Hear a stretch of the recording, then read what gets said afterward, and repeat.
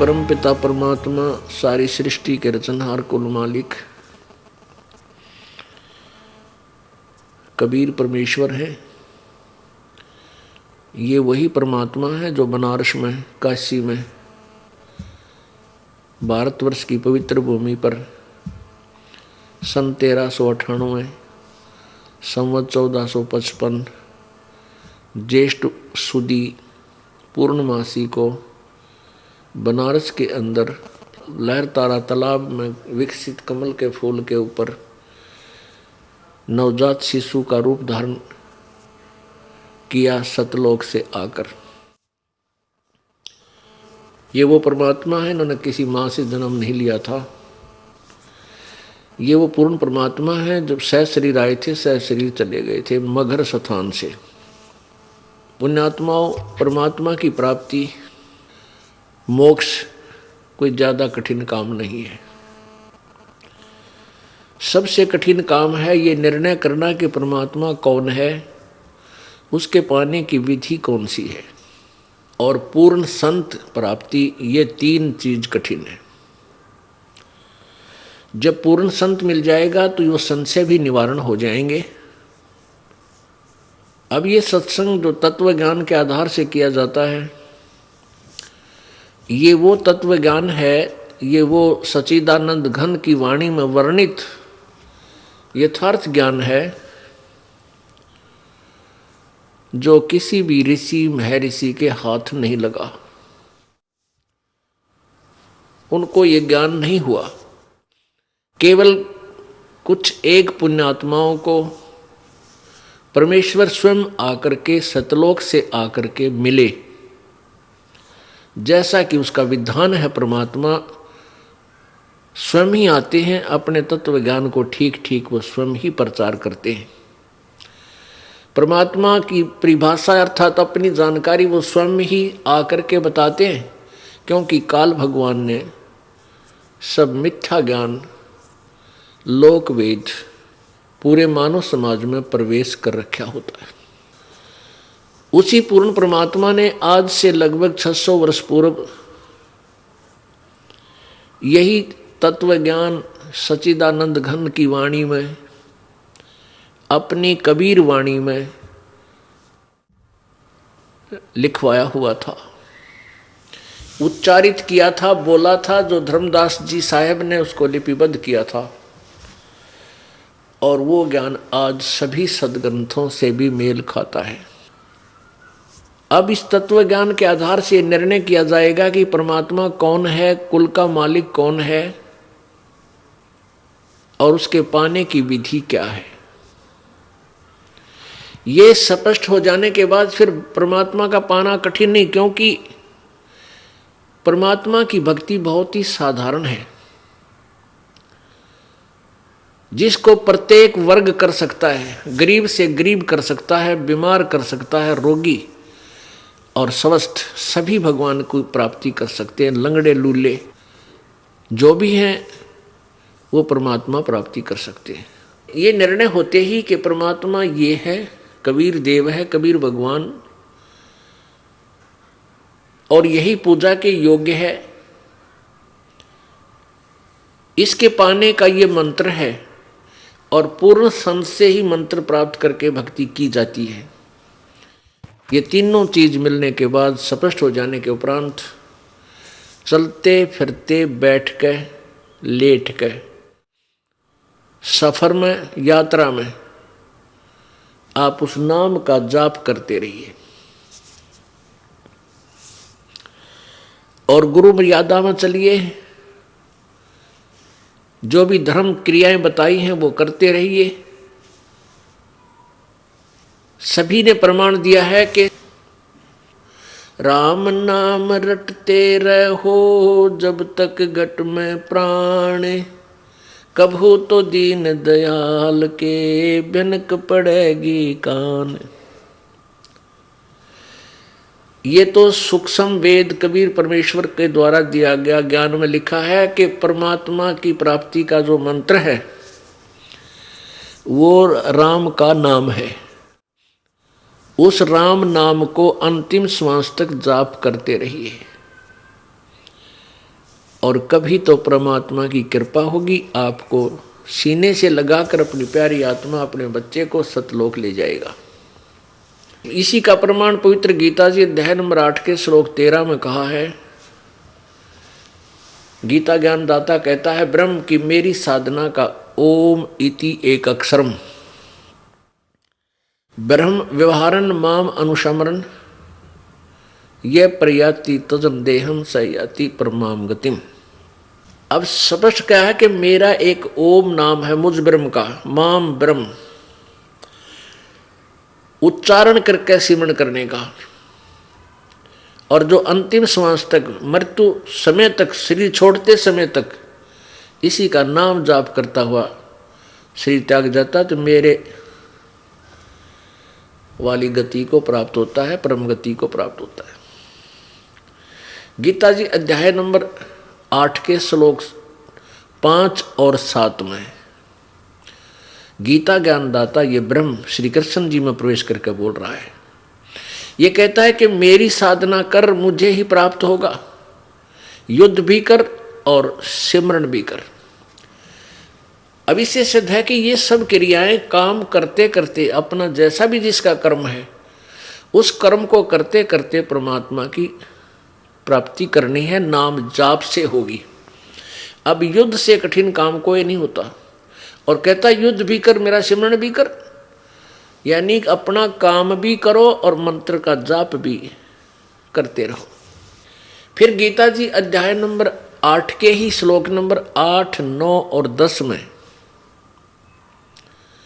उस पूर्ण परमात्मा की भक्ति बताई है कि जो उसकी भक्ति करता है उस पूर्ण परमात्मा सच्चिदानंद घन उस देव पुरुष की जो साधना करता है पूर्ण परमात्मा की, उस भक्ति की कमाई से उसको प्राप्त होता है। और उस परमात्मा की साधना करने का कौन सा मंत्र है? गीता जी अध्याय नंबर 17 के श्लोक 23 में ओम तत्सत इति निर्देश ब्रह्मण त्रिविध समर्थ है। उस ब्रह्मण माने सच्चिदानंद घन परमात्मा यानी पूर्ण परमात्मा की भक्ति का केवल 3 मंत्र के जाप का सिमरण करने का आदेश है, निर्देश है, और वो 3 विधि से किया जाता है। ओम तत्सत, ओम ब्रह्म का जाप है। ये तत् और सत ये सांकेतिक है। ओम तत्सत कोई जाप नहीं है। तत् और सत ये सांकेतिक है। इनको तत्वदर्शी संत बताएगा। गीता जी अध्याय नंबर 4 के श्लोक 34 में कहा है कि उस तत्व ज्ञान को जिसमें बहुत प्रकार के धार्मिक अनुष्ठानों का विवरण है, यथार्थ भक्ति की विधि है, उसको तू तत्वदर्शी संतों के पास जाकर समझ, उनको दंडवत प्रणाम करने से, कपट छोड़कर प्रश्न करने से वो तत्वदर्शी संत तुझे उस तत्व ज्ञान का परमात्म तत्व की जानकारी देंगे, तत्व ज्ञान सुनाएंगे। तो ओम तत्सत को केवल तत्वदर्शी संत ही स्पष्ट कर सकता है। ओम तत्सत कोड वर्ड है। तो कहने का भाव यह है कि जो भी साधना करनी है नाम का जाप करनी है। जैसे यजुर्वेद अध्याय नंबर 40 के श्लोक नंबर 15 मंत्र नंबर 15 में कहा है कि ओम कर्तु समर किलवे समर और कर्तुम समर। ओम नाम का जाप काम करते करते सिमरण करो, विशेष कसक के साथ सिमरण करो, और अपना मूल कर्तव्य जानकर, मनुष्य जीवन का मूल कर्तव्य है परमात्मा की भक्ति, ये जानकर उसका सिमरण करो। तो इन पवित्र सदग्रंथों ने सिद्ध कर दिया कि परमात्मा के पाने का केवल एक जाप मंत्र है। ब्रह्म तक का ओम जाप है। इससे अतिरिक्त जो कि कोई अन्य मंत्र जाप करते हैं, जैसे ओम नमः शिवाय, ओम वासुदेव भगवते नमः, ओम एवं नमः, ये इस तरह के जो मंत्र हैं ये कोई जाप के नहीं है।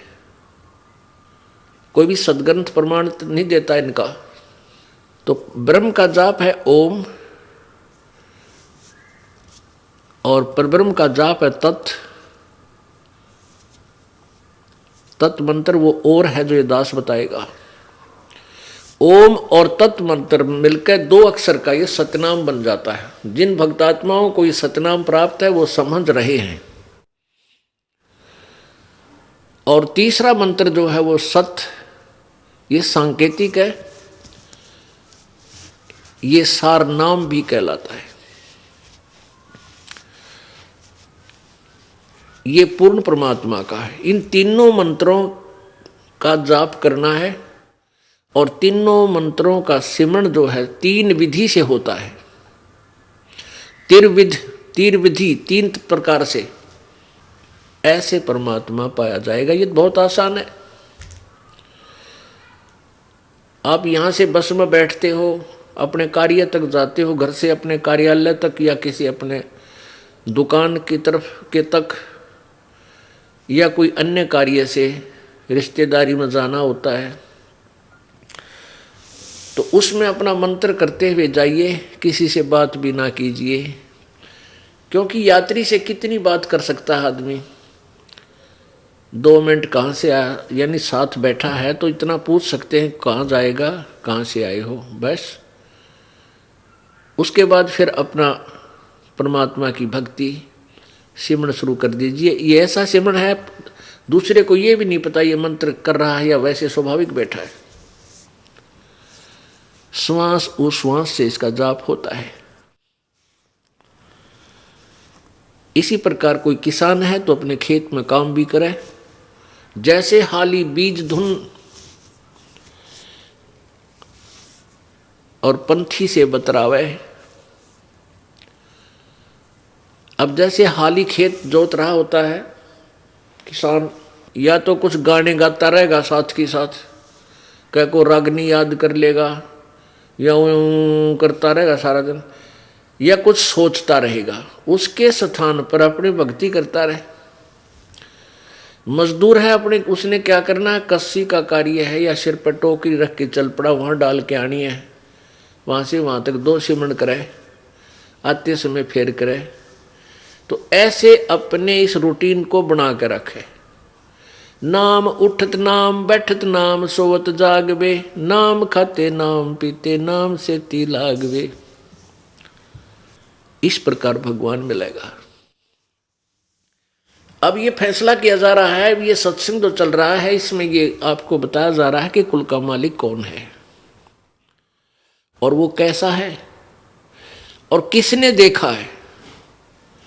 जैसा कल के सत्संग में आपको सदग्रंथों से प्रमाणित किया गया था, आपके समक्ष रूबरू कराए थे कि सभी पवित्र सदग्रंथ प्रमाण दे रहे हैं कि परमात्मा सह शरीर है, मनुष्य दृश्य है, साकार है और वो ऊपर सतलोक में रहता है और वहां से चलकर आता है अपनी प्यारी आत्माओं को, अपने श्रेष्ठ भक्तों को मिलता है आकर के, दृढ़ भक्तों को, और उनको तत्व ज्ञान से परिचित कराता है। ये तो वेद बता रहे हैं उस परमात्मा की लीला कि वो परमात्मा वो भगवान होता है जो ऐसी लीला करता है। और परमेश्वर ने स्वयं कहा था कबीर जी ने कि वेद मेरा भेद है,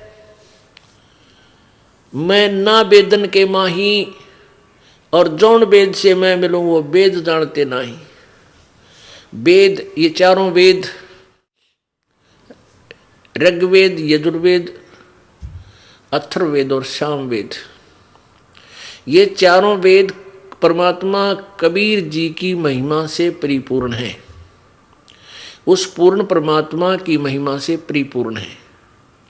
लेकिन इन चारों वेदों में परमात्मा कबीर भगवान पूर्ण परमात्मा के पाने की विधि नहीं है।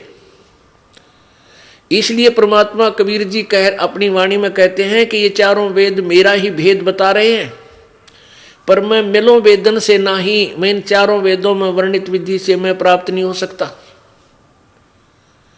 और जौन वेद से मैं मिलूं वो वेद जानते नहीं।